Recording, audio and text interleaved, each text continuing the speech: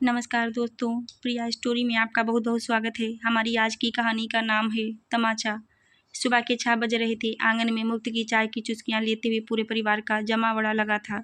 सास कमला देवी सोफे पर पैर फैलाकर बैठी थी। ननद रीना मोबाइल में मुंह घुसाए पड़ी थी और ससुर रामरतन जी अखबार का पन्ना पलट रहे थे। जेठ रमेश जी भी अपने मोबाइल में रील देखकर ठहाके लगा रहे थे। तभी बड़ी जेठानी मंजू देवी महारानी की तरह मटकती हुई अपने कमरे से बाहर निकली। उन्होंने सीधे देवरानी नेहा के कमरे के बाहर जाकर कमर पर हाथ रखा और पूरे आंगन को सुनाते हुए कड़क आवाज में चिल्लाई, देवरानी जी, अंदर कौन सा रूप निहारा जा रहा है? चलो जल्दी उठो और रसोई में घुसो। बच्चों का नाश्ता और टिफिन बनाना है। उन्हें स्कूल के लिए देर हो रही है। नेहा ने अपने हाथ में रखा बच्चों का यूनिफॉर्म वहीं बेड पर पटका। उसकी आंखों के नीचे काले घेरे साफ बता रहे थे कि वह रात भर सोई नहीं है। कल रात उसका 5 साल का मासूम बेटा 102 डिग्री बुखार में तड़प रहा था। जब नेहा ने जेठानी मंजू से 1 घंटे के लिए रसोई संभालने की मिन्नत की थी ताकि वह बच्चे को डॉक्टर के पास ले जा सके, तो मंजू ने उसे कामचोर कहकर धुतकार दिया था। रात भर बीमार बच्चे की पट्टियां बदलते बदलते सुबह हो गई और अब यह घमंडी जेठानी फिर से हुक्म चलाने आ पहुंची थी। नेहा ने बाहर निकलकर जेठानी मंजू, सास, ननद, ससुर और जेठ सबकी तरफ एक जहरीली नजर दौड़ाई। नेहा के चेहरे पर अब तक दिखने वाली सहमी और सीधी सादी देवरानी की परछाई गायब हो चुकी थी। नेहा ने पूरे कुनबे को सुनाते हुए बिल्कुल ठंडे लेकिन कटीले सुर में कहा, मंजू दीदी, तो मैं क्या करूं? आपके पेट से जन्मे बच्चे हैं। जाकर आप नाश्ता बनाइए। मैं आपके इस पूरे खानदान की खास बधुआ नौकरानी नहीं हूं, समझिए आप। आंगन में सन्नाटा छा गया। सास कमला देवी की चाय गले में अटक गई। ससुर रामरतन जी का अखबार हाथ से छूट गया और जेठ रमेश जी का मोबाइल हथेली में ही जम गया। मंजू देवी का चेहरा गुस्से से तमतमा उठा।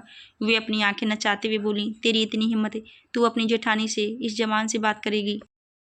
जब से इस घर में आई है तब से हम ही तो सब संभाल रहे हैं। बच्चों का नाश्ता बनाना तेरा फर्ज नहीं है क्या? नेहा चेहरे पर एक जहरीली मुस्कान लाते हुए 2 कदम आगे बढ़ी और मंजू के बिल्कुल मुंह के सामने खड़ी होकर बोली, फर्ज? दीदी, फर्ज इंसानों के लिए निभाया जाता है, एहसान फरामोशों के लिए नहीं। कल रात जब मेरा मासूम बेटा 102 डिग्री बुखार में तड़प रहा था, तब आपका यह फर्ज किस नाले में बह गया था? जब मैंने आपसे बच्चे की देखभाल की भीख मांगी तो आपने मुझे दुत्कार दिया।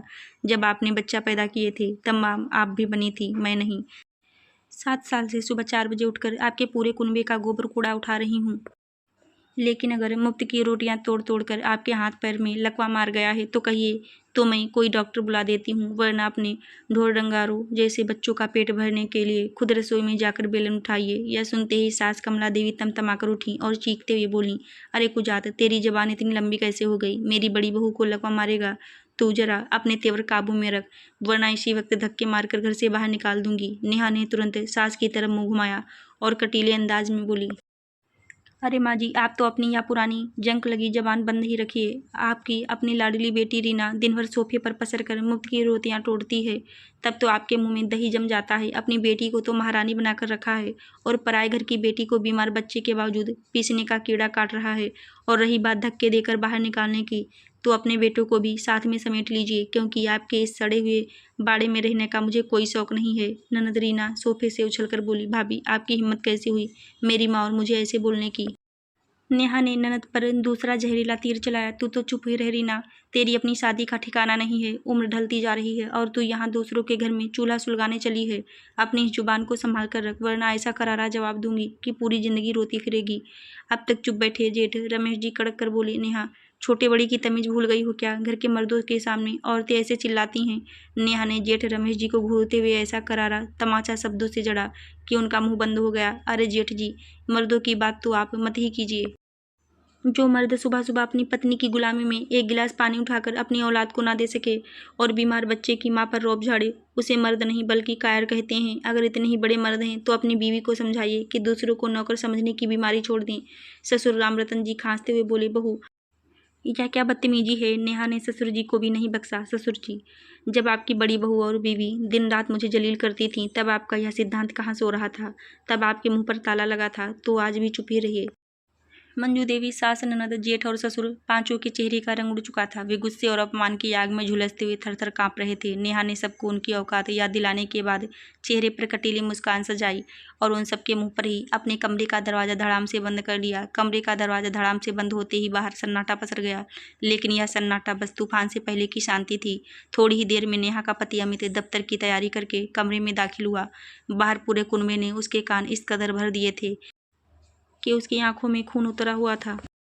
अमित ने कमरे में कदम रखते ही दहाड़ते हुए कहा, नेहा, तुम्हारी हिम्मत कैसे हुई भैया भाभी मम्मी और पापा के सामने ऐसा नंगा नाच करने की? तुम इस घर की शांति निगलने आई हो क्या? भाभी बच्चों के नाश्ते के लिए तो बोल रही थी, उसमें कौन सा पहाड़ टूट पड़ा था जो तुमने पूरे खानदान की इज्जत नीलाम कर दी? नेहा ने अलमारी से अपना और अपने बीमार बच्चे का बैग निकालते हुए मुड़कर अमित को देखा। उसकी आंखों में न कोई डर था, न पश्चाताप, सिर्फ जहरीली हिकारत थी। नेहा ने अमित के बिल्कुल सामने आकर खड़े होते हुए बेहद ठंडे और कटीले सुर में कहा, अमित, अपनी यह नामर्दगी और अंधी वफादारी का चश्मा उतार कर बात करो। पहाड़ नहीं टूट पड़ा था। क्या क्या मतलब है? कल रात तुम्हारा 5 साल का बेटा 102 डिग्री बुखार में तड़प रहा था, तब तुम्हारे इस खानदान का कौन सा चिराग उसकी पट्टियां बदलने आया था? तुम्हारी उस घमंडी भाभी के हाथ पैर में क्या फालिज मार गया है जो अपने ढोर डांगरों जैसे बच्चों का नाश्ता खुद नहीं बना सकती? या फिर तुमने मेरी शादी इस घर में बहू बनाकर की थी, या अपने पूरे कुनबे की बिना तनख्वाह वाली बंधुआ मजदूरी कराने के लिए? अमित का पारा चढ़ गया। उसने हाथ उठाकर चिल्लाया, जबान संभल कर बात करो नेहा, भाभी इस घर की बड़ी बहू हैं, उनका मान सम्मान करना तुम्हारा फर्ज है। नेहा ने एक जहरीली और कड़वी हंसी हंसी। मान सम्मान? जो औरत सुबह सुबह मुझे नौकरानी समझकर हुक्म चलाए और बीमार बच्चे पर तरस न खाए, उसका सम्मान? अमित, सम्मान कमाया जाता है, भीख में नहीं मिलता। और रही बात तुम्हारे इस खानदान की, तो अगर तुम्हें अपनी भाभी की गुलामी करने का इतना ही कीड़ा काट रहा है तो जाओ और खुद रसोई में जाकर बेलन उठाओ। मुझे अपनी नौकरानी समझने की भूल दोबारा मत करना। अमित हक्का बक्का रह गया। उसने कभी अपनी सीधी सादी बीवी का यह विकराल रूप नहीं देखा था। तभी बाहर से सास कमला देवी और जेठानी मंजू देवी फिर से गरजती हुई कमरे के दरवाजे पर आदम की। मंजू देवी ने छाती पीट कर रोने का नाटक करते हुए कहा, देख लिया अमित, अपने इस उल्टा बीवी के तेवर देख लिए। आज इसने पूरे मोहल्ले के सामने मेरी और माँ जी की धज्जियां उड़ा दी। अगर यह इस घर में रहेगी तो हम जहर खाकर मर जाएंगे। नेहा तुरंत दरवाजे पर आई और मंजू देवी की तरफ उंगली उठाकर बोली, तो देर किस बात की है मंजू दीदी? जहर की शीशी मैं अभी ला कर दूँ या आपके मायके से पार्सल मंगवाऊँ? यह रोनी का घड़ियाली नाटक बंद कीजिए। आपके इस सस्ती नौटंकी पर अब कोई पिघलने वाला नहीं है। सास कमला देवी चीखीं, अरे राम राम, यह डायन तो हमारे प्राण लेकर ही मानेगी। अमित, तू खड़ा खड़ा क्या मेरी मौत का तमाशा देख रहा है? निकाल इस बदजात को इस घर से। नेहा ने सास की आंखों में आंखें डालकर ऐसा करारा प्रहार किया कि सबकी बोलती बंद हो गई। माँ जी, धक्के देकर निकालने की नौबत तो आप लोगों की आएगी। आपने सोचा था कि चुपचाप सहने वाली लड़की समझकर मुझे जिंदगी भर अपनी उंगलियों पर नचाएंगी। अब यह कठपुतली अपने सारे धागे तोड़ चुकी है। अगर किसी ने भी मेरे या मेरे बच्चे के स्वाभिमान पर हाथ डालने की कोशिश की तो पुलिस थाने में ऐसा घरेलू हिंसा और प्रताड़ना का केस ठोकूंगी कि आपके इस पूरे खानदान की नसें ढीली हो जाएंगी और हवालात की हवा खानी पड़ेगी।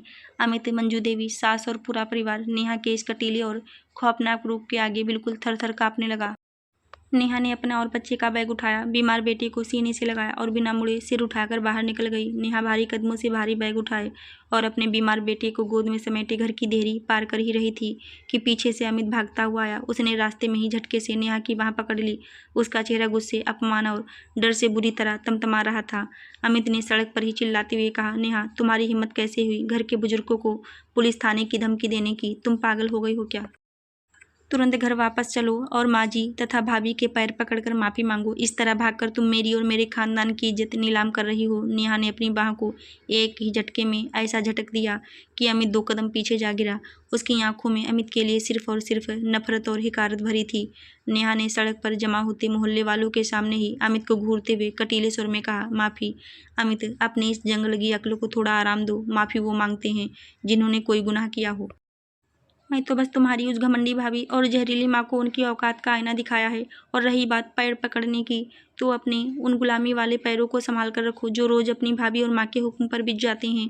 एक नामर्द पति के आगे झुकने से बेहतर है कि मैं ताउम्र अकेली रहूं।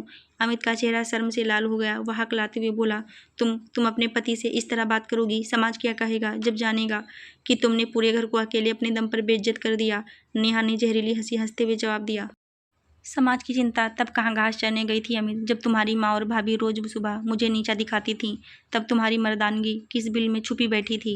जब तुम्हारा बेटा रात भर 102 डिग्री बुखार में तड़प रहा था और तुम्हारी बीवी अकेले रो रही थी, तब तुम्हारा यह समाज और तुम्हारी यह वफादारी कहाँ सो रही थी?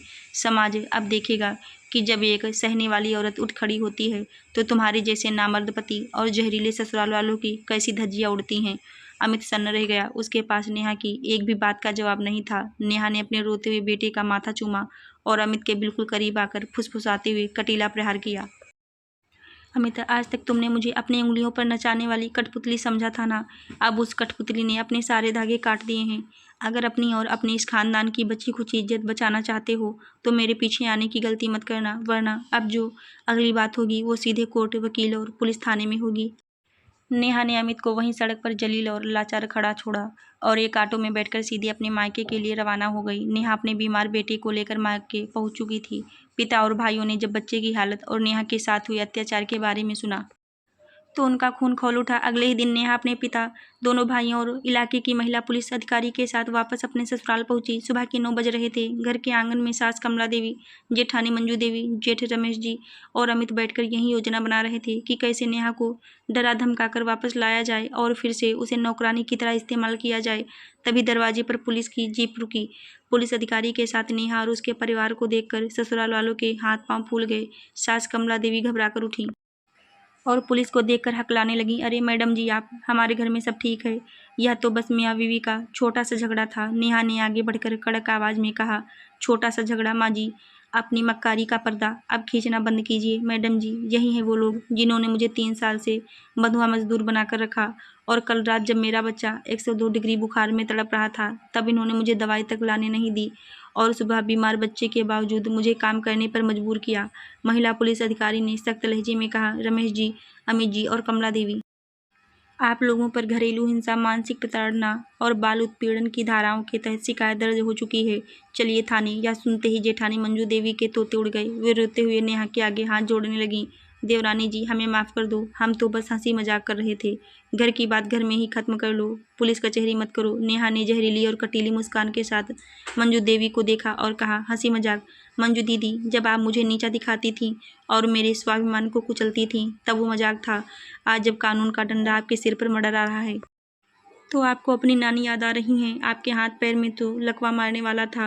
वो अब थाने की जेल में जाकर पूरी तरह ठीक हो जाएगा। अमित घबराकर नेहा के पैरों में गिरने लगा। नेहा, मुझे माफ़ कर दो, मैं बदल जाऊंगा, मुझे जेल मत भिजवाओ। नेहा ने अपने पैर पीछे खींचते हुए अमित को दुत्कारा। अमित, जो पति अपनी बीवी के स्वाभिमान की रक्षा ना कर सके और माँ भाभी का नामर्द गुलाम बनकर रहे, उसके लिए मेरे दिल में रत्ती भर भी जगह नहीं है। तुमने मुझे कठपुतली समझा था ना, आज उसी कठपुतली ने तुम्हारी और तुम्हारे इस पूरे खानदान की असली औकात दुनिया को दिखा दी है। पुलिस अधिकारी ने अमित, जेठ रमेश जी और सास और जेठानी को जीप में बैठाया। पूरे मोहल्ले के लोग बाहर खड़े होकर तालियां बजा रहे थे और ससुराल वालों पर थू थू कर रहे थे। नेहा ने अपने सिर को गर्व से ऊंचा किया, अपने बेटे को गोद में लिया और अपने मायके वालों के साथ हमेशा के लिए उस जहरीले घर से बाहर निकल गई। स्वाभिमान की जीत हुई थी और जुल्म करने वालों को उनकी जिंदगी की सबसे कड़वी सजा मिल चुकी थी। आशा करती हूँ दोस्तों आपको हमारी कहानी जरूर अच्छी लगी होगी। धन्यवाद।